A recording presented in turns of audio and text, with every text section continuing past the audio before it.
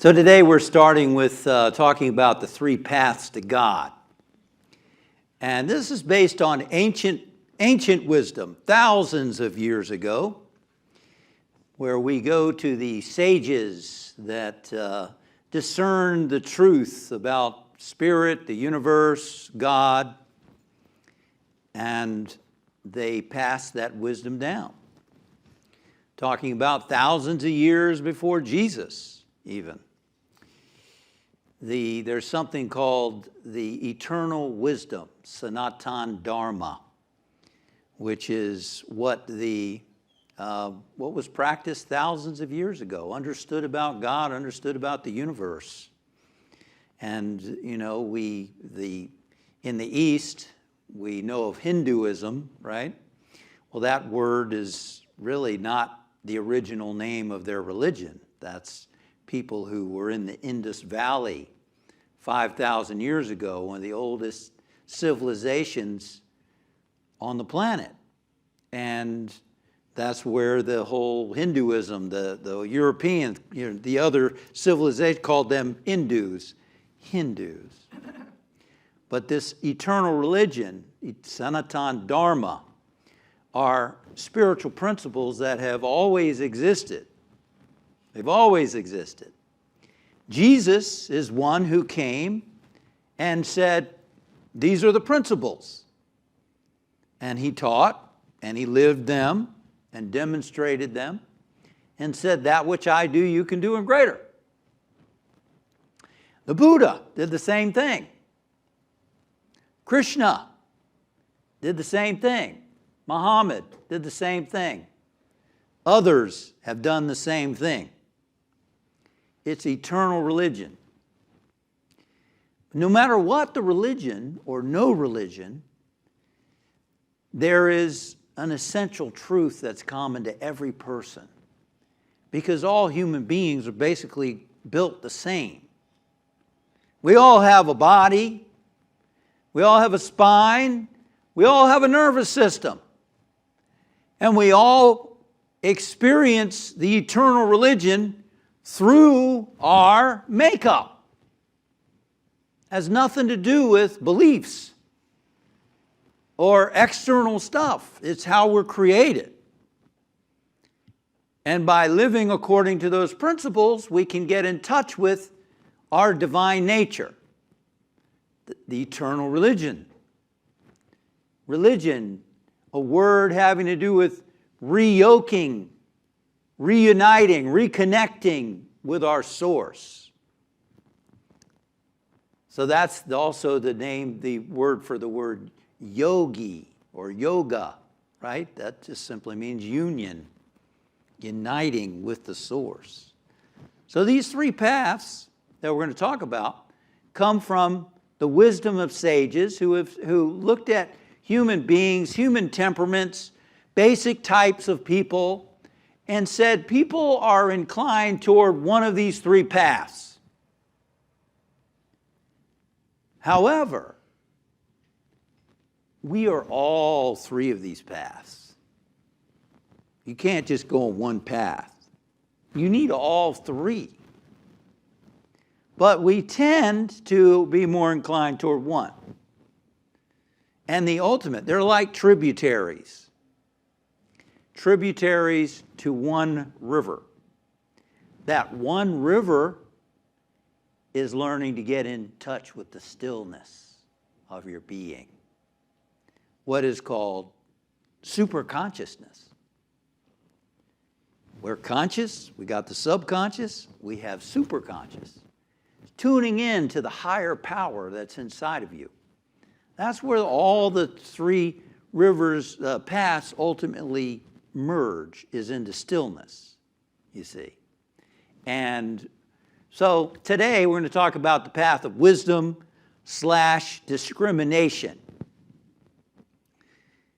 It's wisdom, discrimination. In the Sanskrit word, it's called jnana, G-Y-A-N-A, jnana yoga, the path of union through discrimination, through wisdom. You ready to find out what that's all about? Yes. This is for people who tend to be analytical, intellectual. Do we have any of those in the house? Yes. Some of you are going. Analytical, intellectual. I mean, we're all got, right? Everyone is analytical, intellectual to some degree. Like I said, we're all three paths. But some people tend toward the analytical. And so this is a path where you are using your discrimination and thinking about stuff, thinking about what is the purpose of life? What is the goal of life? Right? The jnana, the path of discrimination, is looking at it and going, what is the goal of life? Why is it the goal of life? How do you get there? What does it take? And I remember, when I was a freshman in college, I was asking those questions. I was going through a hard time, struggling. Had been very happy up to that point. In my own little teenage world, young adult world, I was pretty happy. All kinds of stuff, went great for me. Captain of the golf team, captain of the wrestling team, student government president, junior class president, got all kinds of awards for different stuff in high school, was in my first romantic relationship ever. It was just great, popular, all kinds of great stuff going on. And then, summer after graduation, something happened. Karmic bomb. I started struggling. It started before that. Feeling trapped in the relationship. We were fighting a lot, arguing about stuff. I felt trapped. Anybody ever feel trapped? Oh, if I break up with her, what do people think? That would hurt her feelings. All this stuff. Her parents, my parents, they'd be disappointed. All that stuff. And then wondering, what is the purpose of life anyway? In my own little mind, I had experienced, where do I go now? That was so great. What now? More awards? Make more great grades and, money and get married and have kids. Now what? I was bored. I was experiencing what Yogananda called anguishing monotony. I was bored. Anybody here ever been bored with life? Say, yeah, I'm a little bored right now. No. Anguishing monotony. But that's a good place to be when you are bored with life. Because hopefully you will find a healthy way, and I'm talking to the choir here, so to speak.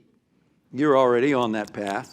But a lot of people aren't. They get bored with life, and what do? They turn to other outside things, right? They turn to outside things, drugs, alcohol, all kinds of addictions, or just get caught up in the rat race. Okay, well, let's go. The treadmill. The little, what are those animals they put on a treadmill? Hamster wheel. If I just run faster. The little dangling carrot out there. That's why, a lot of older people get disillusioned with life. So the path of wisdom discrimination is looking out and going, is their way leading to happiness and fulfillment? Oh, my dad, he was a successful lawyer. He doesn't look like he's all that happy. I mean, he has good times. He's got lots of shoes in his closet and suits. He goes on trips, he's doing all right, but I kind of want more than that. Rich and famous. Does that lead to being happy? Look at Elvis Presley, Marilyn Monroe.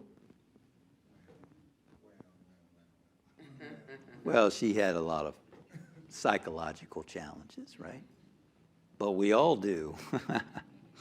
We all have psychological challenges. If we're not completely fulfilled and enlightened, we're looking outside. Right? So, that's the path of wisdom, discrimination. You're looking out and you're going, what is the goal of life? And there's a practice in Sanskrit words called neti neti, which is not this and not that. Well, that's not it. That doesn't lead to it. It's not that. That's not the purpose. This can't be the purpose. You're using your analysis, your discrimination, and asking the questions. That's not it. That's not it. That can't be it. Not this, not that. Reminds me of this man who was picking up paper, and he would pick up a piece of paper and go, that's not it. That's not it. That's not it. He was in the military, so his commanding officer was worried about him. He said, look, you got to go to the infirmary. So in the infirmary, the guys in the infirmary picking up stuff going, that's not it. That's not it. This is not it. So the doctor examines him, comes out, writes a report to discharge him from the military. And the man's in the lobby, that's not it. That's not it. That's not. Doctor comes over, says, here's the report. You're going to read this. And the man looks at it and he goes, that's it. Neti neti, not this, not that. So you're analyzing what is the purpose of life. Well, did the relationship make me completely happy? Well, it was nice. It was good. Had fun times, but no, there's still something missing. She couldn't love me all the time. Couldn't make me happy. Use an analysis. Did doing what I love to do, work, that's my passion, did that make me completely happy? Does it? No, because nothing can make you passionate all the time, right? Nothing can bring you passion all the time. There's always some catch, isn't there? Person who loves to sell. I love getting out there and talking to people and selling stuff that makes a difference in their lives. Then you got to do all the paperwork. Then the people who are supposed to deliver the goods for you, they're not doing their jobs, so you got to go back to them. Why didn't you deliver the product on time? There's just always stuff, isn't there? That's what the analytical mind is looking at, asking the questions. What is the purpose? And how is it, what's fulfilling it? What's doing it? And then you keep asking the question until you start finding your answers. And for me, the idea that happiness is my true nature as a spiritual being, that I'm created in the image and likeness of God, who is joy. And it's always there, no matter what goes on outside of me. And I thought, that is an answer I can live with. That makes sense. That makes sense. How many of you have had an experience of inner joy that had nothing to do with anything other than, just this sense of joy within your being? Or even simple things like looking at a flower or, something, just a smile on a person's face and feeling that inner joy. There's nothing grand. It triggers that joy of our being. That's the path of discrimination. The path of discrimination looks and says, the world's answers aren't fitting the bill. They're not fitting the bill. So what is the answer? And that's where you begin to find your answers. The path of discrimination looks beyond appearances of things. Paramahansa Yogananda was with a group of students, and they were looking out in California. They were looking off at a beautiful, all the lights on a night in California, looking out at all the beautiful lights. I think it was La Jolla, California. They could see all the beauty. And he pointed out, he said, you know, as beautiful as it looks out there, there's all kinds of criminal activity going on in that. There's all kinds of negative stuff happening in that. I had my own little experience with that. I was at a friend's house in the mountains of Virginia. I used to visit. He and I would go stay. I'd go visit him and his parents in the mountains of Virginia. And his parents were very sweet people. They grew up in the mountains, actually. And we were sitting out on a porch in this lovely neighborhood, quiet. And she basically said the same thing to me. We were sitting on the porch. She said, you know, Justin, you know how quiet and peaceful it is looking in this neighborhood? There's a lot of carryings on going on in those houses. The path of discrimination. You know, a lot of people lack that. I mean, they say a lot of depression and stuff among people who are on a lot of social media. Right? We keep hearing that, don't we? Why? Because everybody wants to they want to create this image of this great life that they're living. They put all their best stuff out there on Facebook and Instagram. And people go on, they go, wow, my life sucks compared to everybody else's life. And it contributes to depression. A lot of younger people now, you may know this, right? Many of them classify themselves as having mental illness. Can't help but wonder if it doesn't have to do with the social media. And of course, the divisiveness in the country, which I suspect social media has had a role in, you know, because now when you go on social media, videos, whatever comes up on your YouTube channel or whatever else, it feeds you your own thought process. Basically, it gives you what you like, right? So we go around thinking, oh, I must be right. And the universe is mirroring back to, look how right I am.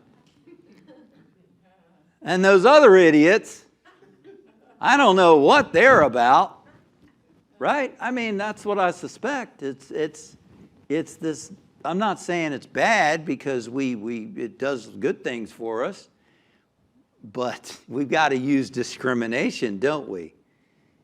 Wisdom and judgment to discern the truth of things. The truth of things. Looking at people's lives, looking at beyond the appearances. Also looking beyond the appearances of people. Jesus said, judge not by appearances.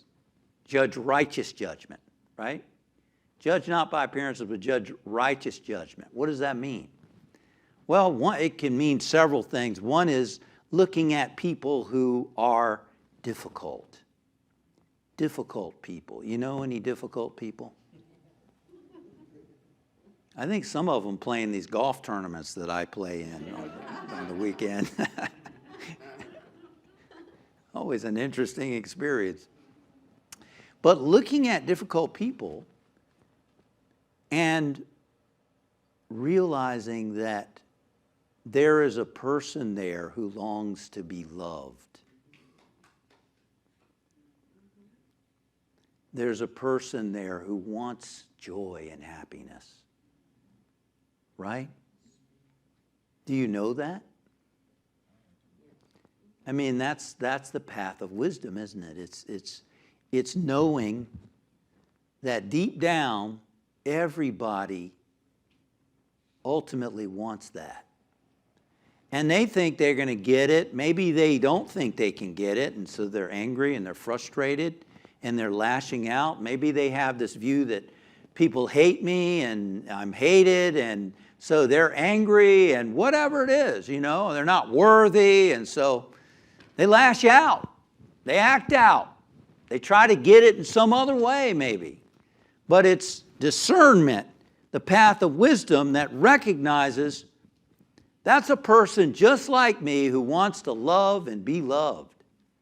It's God in them seeking joy in some way. See, you know, it's part of God seeking to know God. Isn't that what we are? We're expressions of God seeking to know ourselves as God. We're parts of God that have not awakened to the truth of who we are. Uh-oh, he's getting deep now. He lost me there. Think about that one. Use your discernment.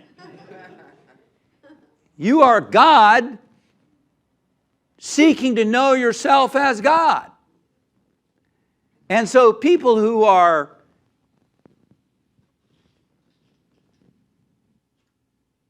difficult are God struggling to know itself. Haven't you known a difficult person and in moments you could see their basic humanity, their humanness, and maybe even befriended them because of it, and you really got to see their pain inside?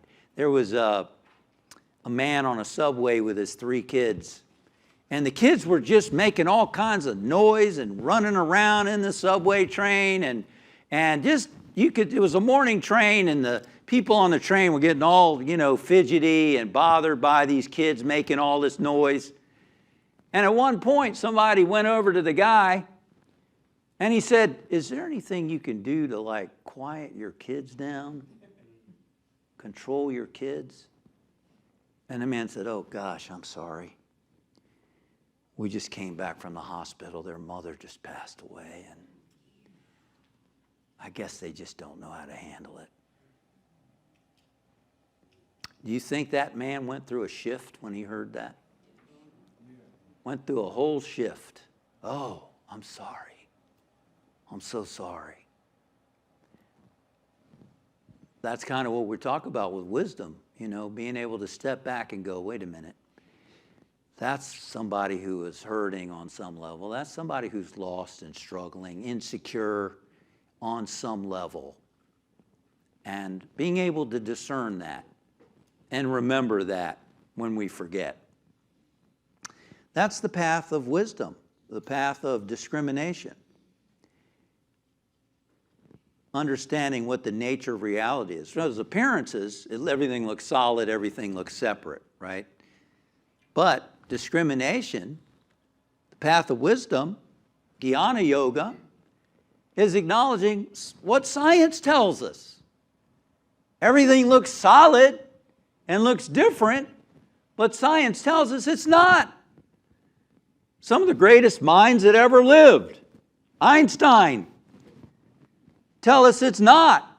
It's energy. It's energy. Quantum physicists, there's a field of light, and everything is popping in and out of the field of light.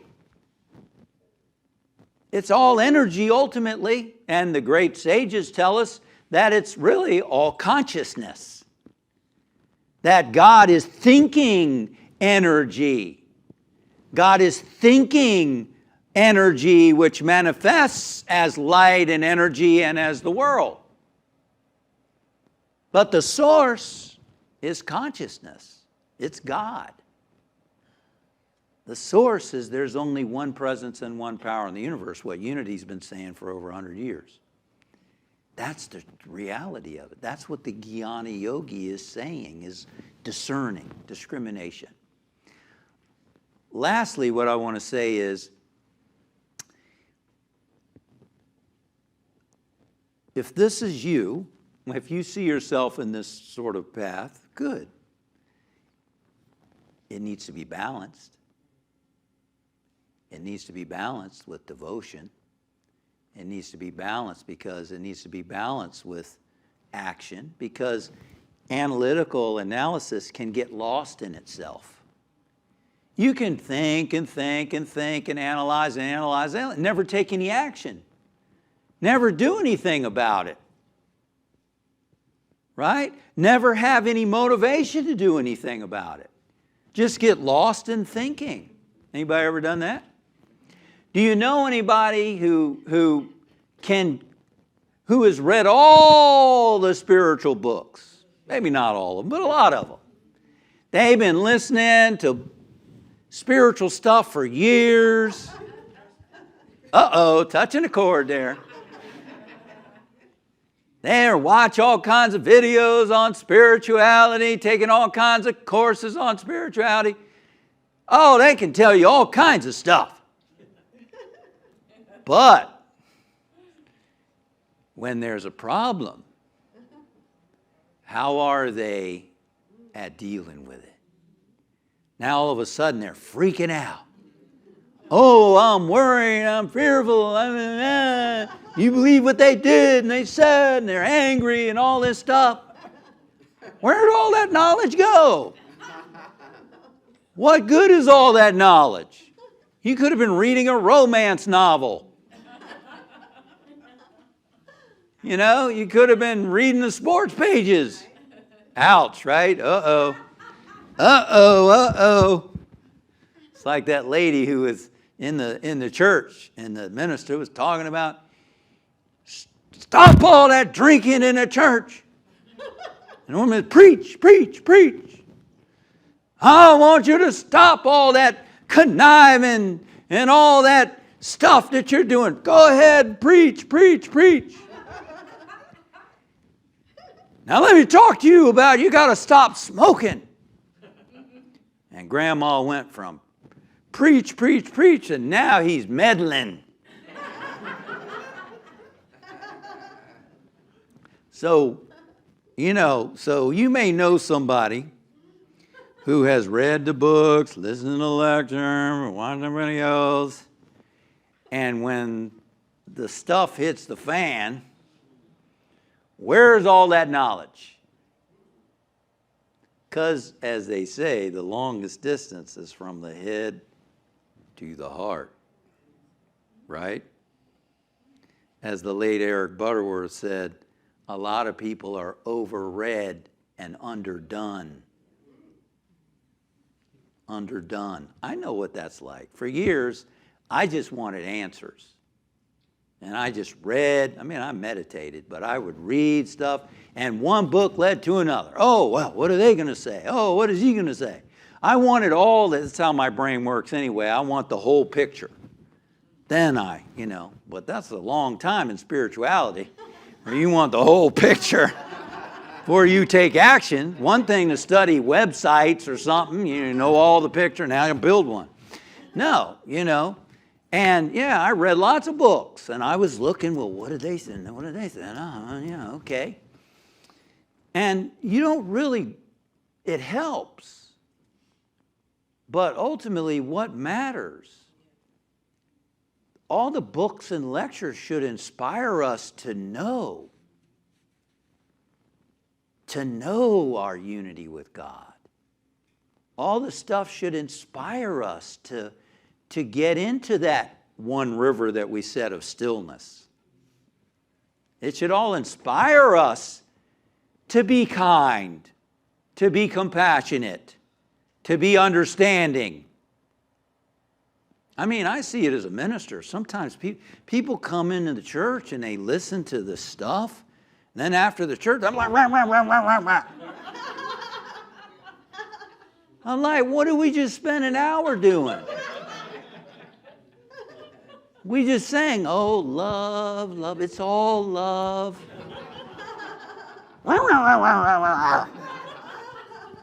Where did all that love, love, love go? It went in one ear and out the other ear. Right?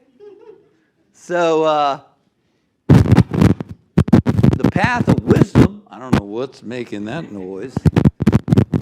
The path, is it the chord? The path of wisdom, they'll figure it out back there.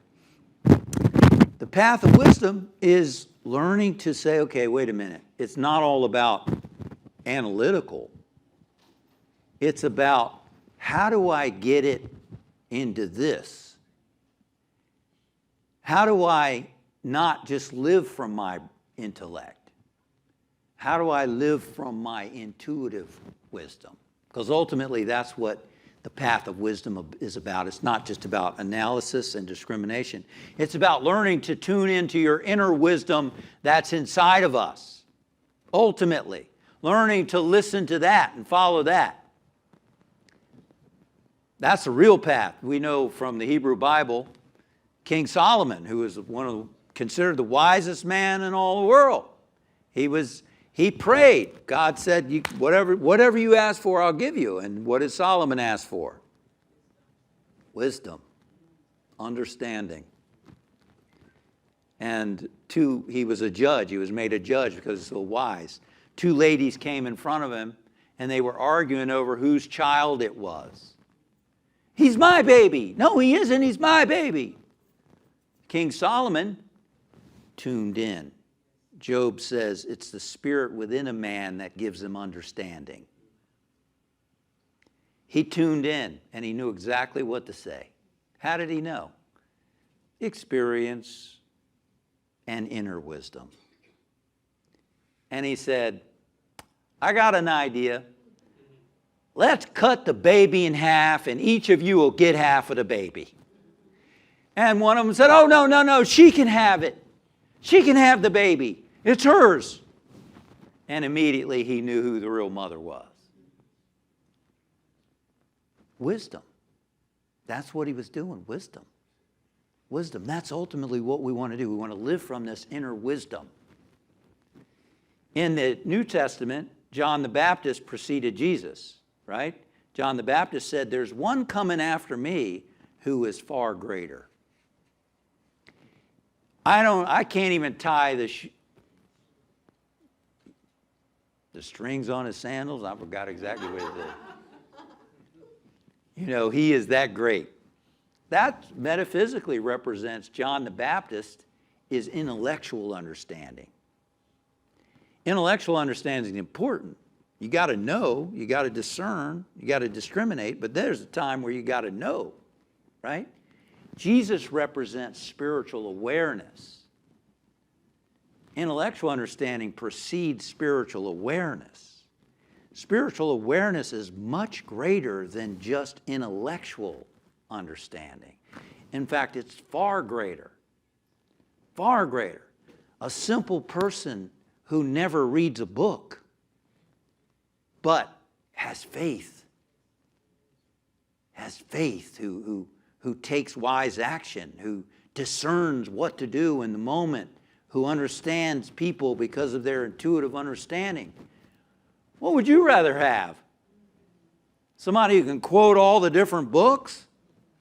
Or someone who knows what to do in the moment? Right? That's what we're about, isn't it? It's a path of discrimination.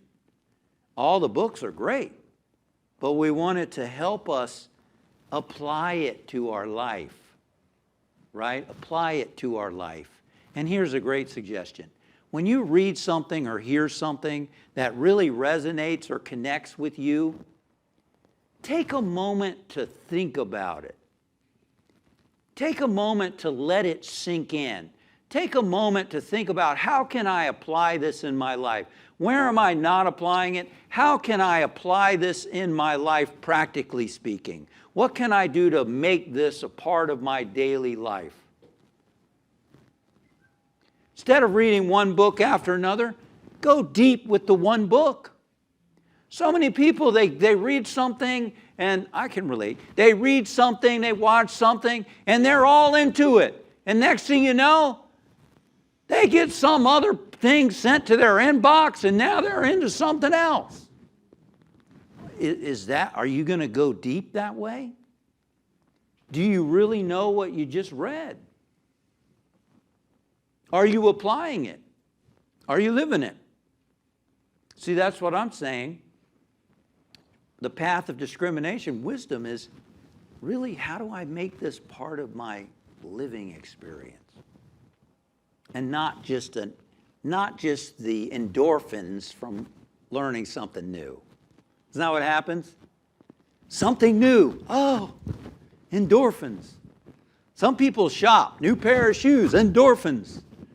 New outfit, endorphins. Some of us are like, new book, endorphins. New course, endorphins. That's good. But we can go deeper, go higher, take it inside, learn to discern and discriminate. Because that's the other thing. It's easy to make wrong decisions. How many of you have ever made a wrong decision?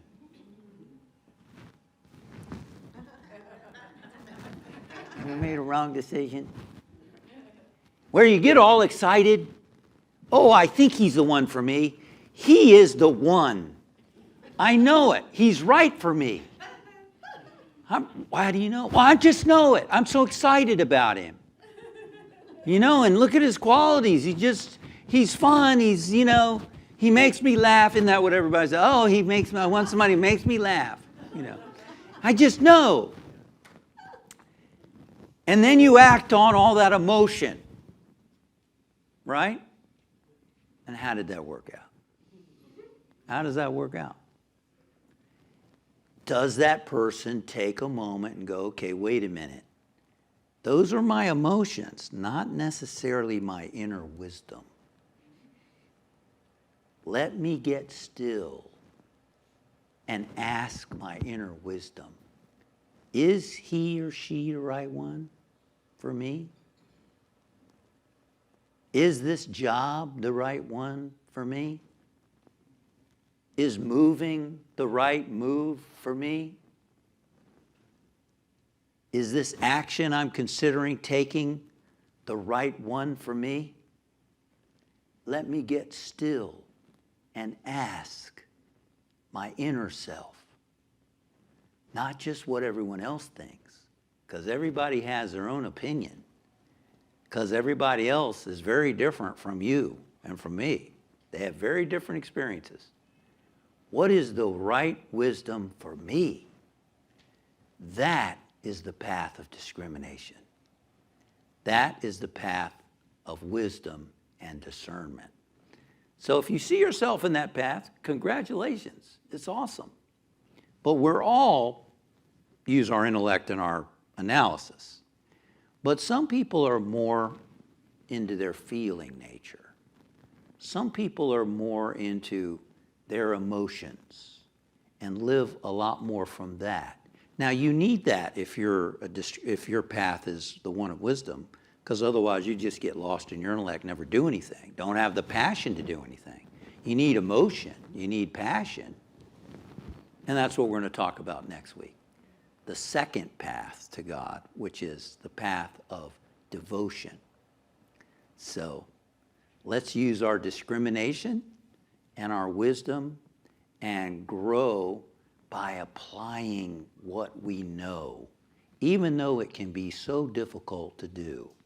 When someone's standing in front of you screaming at you, or someone is being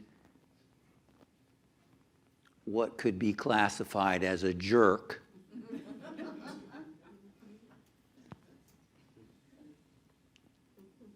let's get still for a moment.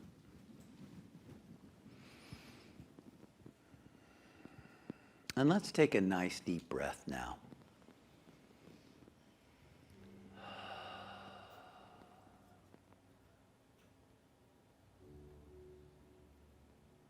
And if you recognize yourself in the path of discrimination or wisdom,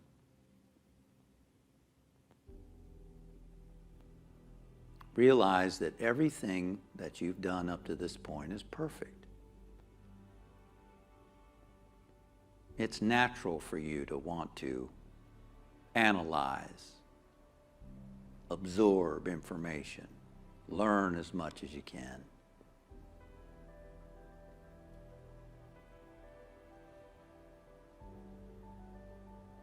It's a wonderful gift and ability. And now let us take it deeper. Let us unite this intellectual ability with that intuitive wisdom.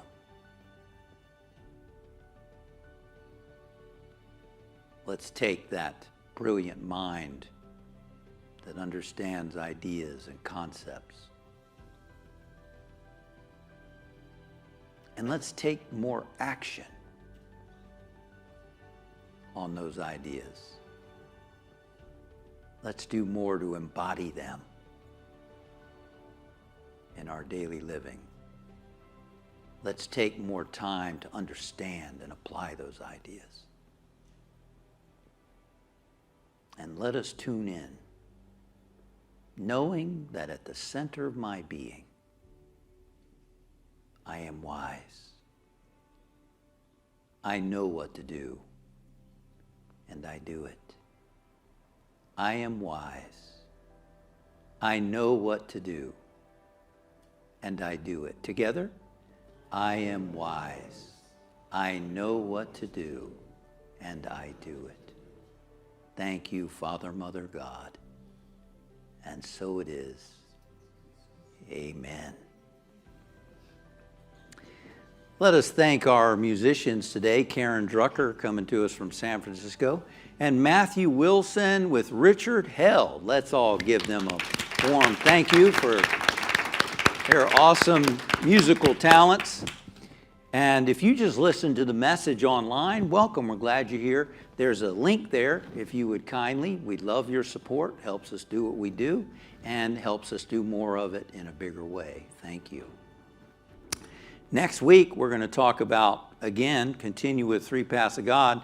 We're going to talk about the path of devotion. So I look forward to helping you discover which one are you, as well as to go deeper in the path that you are. And so we'll do more with that next week. Please come on down in our new, what do you call it? Reconstructed Sangha space, right? Remodel. There's a lot more room down there. If you haven't been down there in a while, come on down. Last week we opened it up. I'm looking forward to going down there to feel that energy down there today. So let us join together now for our prayer for protection. Together. The light of God surrounds us. The love of God enfolds us. The power of God protects us. The presence of God watches over us. Wherever we are, God is, and all is well. Yea, God, and yea, you. God bless you. Namaste.